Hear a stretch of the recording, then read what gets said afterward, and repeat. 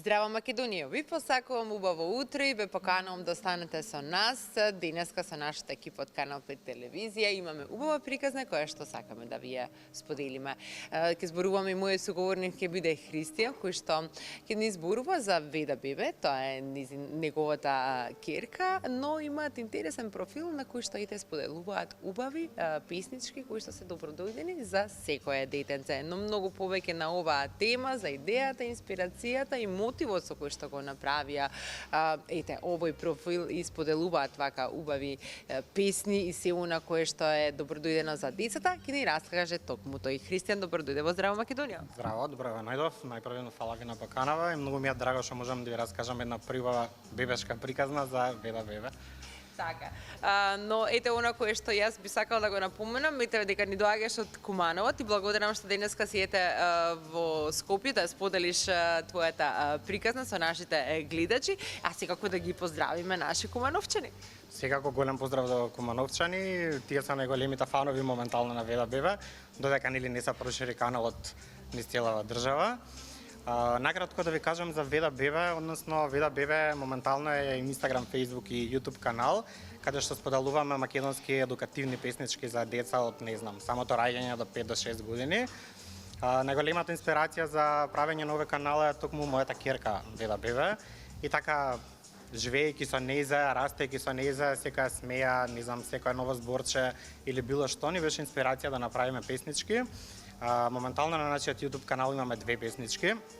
Првата песничка е општа за Веда Бебе, или запознавање со Веда Бебе. Втората песничка е со сама скроз едукативна песничка, односно ги учиме броевите од 1 до 10. И многу ни е драго што децата ја сакаат Веда Бебе, веќе почнуваат да ја слушаат, а уште подраго ни е ако нели децата ќе почнат да учат заедно со Веда Бебе или првот број што ќе го кажат ќе биде научен од Веда Бебе. И така надага. Да. А дали иако Веда сега има 9 месеци како што ми кажавте, на некој начин малку разбира и ги пуштате ли овие песнички и она кое што е важно да кажеме дека овие песни не се направени сето она кое што го правите всушност се снима во студио и органско, ако може така да се каже. Да, секако. Па искрено да ви кажам, најголем тестер за содржината е Веда Бебе, бидејќи ние работиме со часови на некоја песничка и која ќе ја направиме, прво ја пуштаме на Веда, ја гледаме нејзината реакција. Најчесто се смее, се радува, мафта со речињата и тоа е знак дека песничката е добра, значи ги радува децата и така прво почнуваме од нејза за да видиме дали ќе биде добра песничкава. А како што кажавте, да, песничките на Веда Бебе се скроз органски, нели се снимаат во студио со цела музичка продукција, со аранжман, со композиција, со текстописец. Имаме вокал кој ги пее песничките и нели малку со помош на аутотюн се направени да звучат по-детски, но сепак се сосема скроз органски и уживаме да го правиме тоа. Се надевам дека и публиката ќе ужива. Така, ете какви се од оние, да речам, некои првични реакции од вашите блиски кои што знаат дека го имате веќе овој канал? Што мислат тие за оваа идеја? Па сите околу, нели сега сме во години кога сите имаат бебиња околу мене и пред да ги пуштиме официјално песничките на YouTube, прво ги праќав на сите луѓе што имаат деца да слушнеме каква ќе биде реакцијата, добива видеа како се радуваат децата, како врискаат. Дури после еден ден од првата песничка Веда Бебе, сите дечиња почнаа да го пеат рефренот, бидејќи е многу заразна.